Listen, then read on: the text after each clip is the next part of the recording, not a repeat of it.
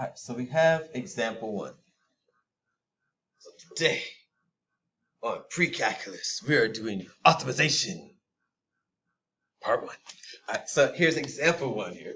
So with that, it says a farmer wants to build a rectangular pen for her goats by enclosing a rectangle of land bordered with a side of the barn as one side of the region and with a fence that is three sides on the other sides.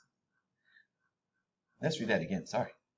So, a farmer wants to build a rectangular pen for her goats by enclosing a rectangle of land bordered with a side of a barn as one side of the region and with the fence on the other three sides. The farmer has a total of 125 feet of fencing. Write a function of one variable for the area of the pen. So we're going to need to write that formula. So in other words, this is helping us out step by step through math, or through the math of this. So here, I'm going to pull it back up so I have space again. So first off, before we do anything with this, we're going to go through our steps. And the first step said to draw a picture of what we're talking about here. So step one, we're going to draw that picture. So it says, okay, the farmer wants to build a rectangular pen for the goats, blah, blah, blah, blah. So I'm going to draw it this way. And you can draw it any way you want to draw. It's okay. So I'm going to say this right here is your barn. This is your barn. In the middle of it, right there, barn.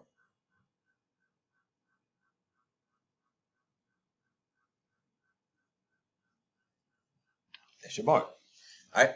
Now, with it, it says that we're going to we're going to actually have a rectangular pen for the goats that uses this side of the barn. And I'm going to say this part here to actually create that rectangular area. So, okay, we have the barn. We have a rectangular area now that uses the barn right here. The barn is being used right here for that enclosure. So it says, okay, the farmer has a total of 125 feet of fencing. So we did the barn. We drew it out. Now, the first step says, okay, also to draw the barn or draw it out. And then it says to label any parts that you have. So on this one, the only information they gave you is that there's three sides, number 3 there, but 3 sides. And then it gives you a total fencing of 125 feet. So it doesn't give you any numbers for the sides or anything of that sort. All it just says is you have the 125 feet of fencing. So with that, to do what we need to do, we need to label everything. So I'm going to call this X here, and I'm going to call this Y. X and Y. So that's side X and side Y. So here, again, we haven't actually gotten to the actual question of what they want to do yet, but it says to write a function of one variable for the area of the pen. All right, so here, A, that gets us to step 2. They want you to find an equation that we're going to optimize. And so we're talking about area, and we already should know when it comes to a rectangle what the actual formula is for an area. So we should know that area is length times width.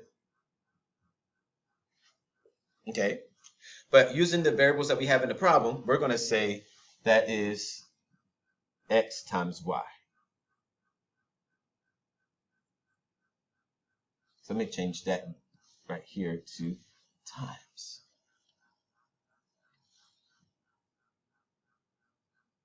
So that's our area, the area formula that we're looking for. Okay. So now we have X and Y, but when it comes to be able to go on in step 3 and step 4, we said, okay, step 3, we actually have to have it so that it has one variable in it. If you look at this part, we have an X and we have a Y. And it's like, whoa, wait, we have X and Y. We can't really solve that out because we have A, we have X and Y. We don't know what A is, we don't know what X is, we don't know what Y is. But we should be able to figure out something when it comes to like X and Y, or doing something like finding a variable, solving for a variable like X or something for a variable Y or something of that sort. but we can use other information in the problem to help us to be able to figure out what the x or the y could be or solving for it or anything. So here, if you look back, we said there's 125 feet of fencing. So for the whole area, it needs to be 125 feet. So this, and this is 125 feet altogether. So with that, what formula, what do we talk about when we talk about the outsides of the rectangle? So if we talk about the outside of the rectangle, everybody remembers that means perimeter. Which means perimeter is the adding of all the sides that you have there.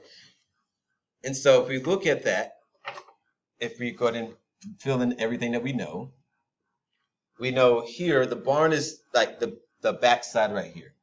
So that means there's no fencing on that side. So we need to worry about that part. But we have to worry about the fencing on this side, and up top. So if you look at it, that's actually, the perimeter is actually 2 x's up there, and then plus the y side. Okay, and so here we can kind of actually do some work to kind of like get this so that the area formula can be just either x's or y's, because again, we can't have x and y and then be able to solve it out. We have to either have all x's or have all y's in this formula right here to be able to solve it out, to work it out. So here, we can do this part because we know that the perimeter is 125. The feet, 125 feet is the perimeter itself. We have x and y. So here we can do 125 for our perimeter equals 2x plus y. And with this again, you're always going to have a second equation somewhere in there so that you can solve for x or solve for y, so that when it comes to the equation you're really trying to find right here, it'll have just one variable in it. So it will always happen like this. Always. Okay, so here we're going to solve for y, because it's just easier to solve for y than it is to solve for x. So I'm going to change the color here. So here we're going to solve for y.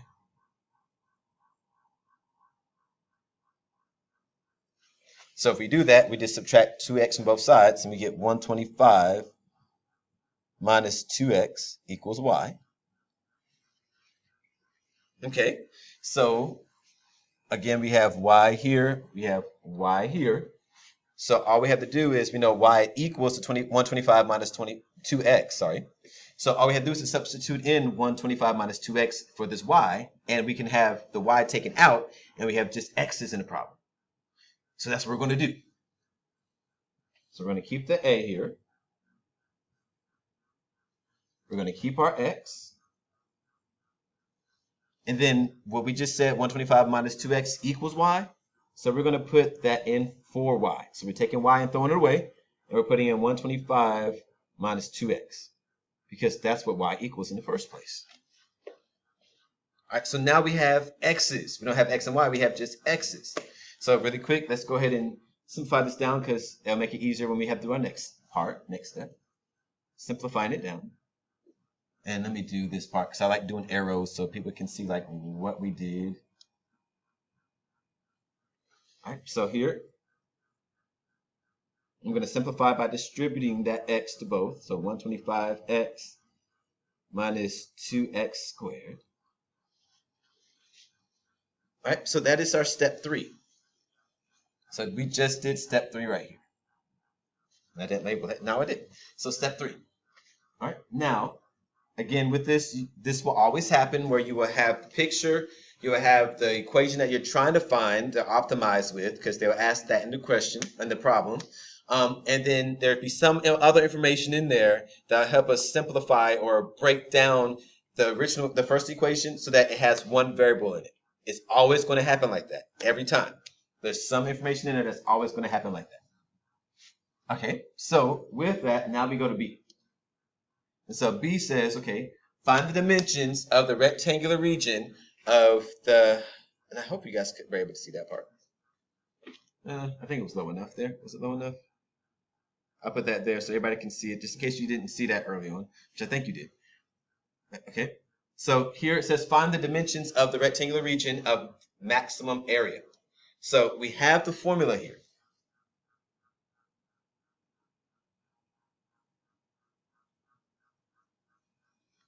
So we're talking about the maximum area. That means when we graph this out, we should be able to find a max.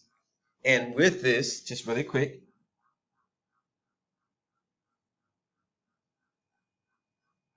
if we look at our leading coefficient here, because I just moved everything around so it has the exponents are descending in descending order. So if you look at the leading coefficient here, which is the negative 2x, that should be in different color, sorry about that. So negative 2x there, negative 2x squared. The negative 2 is your leading coefficient, which negative means that it flips about the x-axis, because we talk about that with transformations. So it flips about the x-axis, so that means here, instead of us opening up with a parabola, that leading coefficient tells us that we should, instead of opening up, it should be opening down. So therefore, we find a maximum point there. So if we're trying to find a maximum area, there should be a maximum point that we're looking for. And in this case, whatever this part right here is, that x value for that is what we're going to use to help us find our maximum area. But again, it says find the dimensions of the rectangular region of maximum area. So we find the max, we're going to find our x value, then we have to find our y value for our dimensions. Then we also can find the area, which is substituting x into this problem here and finding our max area. All right, so here, we're going to put that into the calculator. All right, so we put the equation into Desmos. So we put the negative 2x squared plus 25x into Desmos. And we went to the graph and we're like, okay, so at this point, let's find out what that highest point is, which is way up here. And let's zoom in a little bit more there. And let's go ahead and find out what that point is. So we're going to put it right there. And the great thing about Desmos is it actually gives you the number that we need. So here, if we're talking about the max value, or max point, that gives us our x value here, gives us a y value there.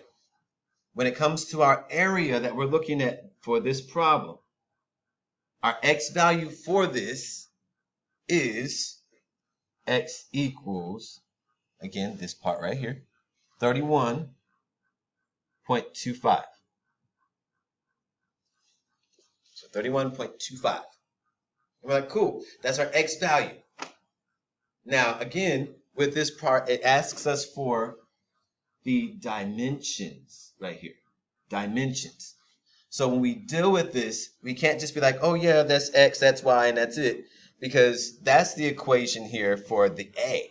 So we found that actually our maximum area actually at this point would be this. That's the a part. That's our maximum area. But it doesn't give us the y. And again, they want to know what are the dimensions. So it means we have to find the y value. So here, what we're going to do is we have to go back to an equation that we saw for y and actually substitute it in. And so what I like to do is go back to the equation we had like right here. And we should have done that correctly. If you want to, you can come back here too. But what I'm going to do is I'm going to come back to this first one I pointed at. And so I'm going to go there and I'm going to solve for y by substituting this x value into it. So again, they're talking about dimensions, x and y. And again, here our dimensions were x here and our y. So we have x, we figured that part out. Now the other dimension is y that we have to figure out. All right, so here we do 125 minus 2 times 31.25.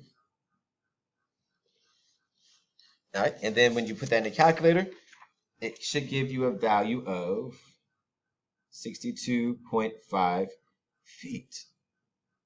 So our dimensions for our rectangle, that gives us the maximum area. Again, just drawing this back out one more time. So it gives us the maximum area. That means that this is going to be 62.5 feet. And this is going to be 31.25 feet. And again, that will give us the biggest area inside of here. The biggest area. So that means all those goats can run around with as much area as they need, or as much area as possibly can be given to them. So again, this is, let's put the word feet right there, sorry. That's our dimension.